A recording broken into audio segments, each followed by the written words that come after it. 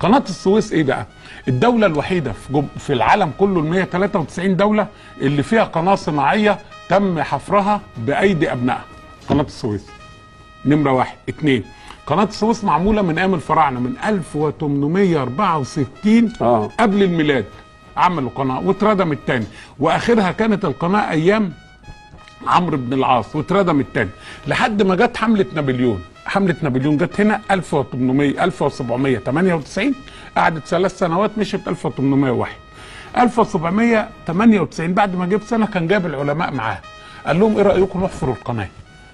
هو طبعا داخل لمصر، انما كانت دماغه فين؟ ان القناه تقطع التجاره بين انجلترا واكبر مستعمراتها في الهند تحت البحر الاحمر. أيوة. يقفل على انجلترا، خلاص تك قام قافل عليها. الخبراء بتوعه جم وتمام وزي الفل، قالوا بس يا عين البحر الاحمر اعلى من الابيض ب 10 متر.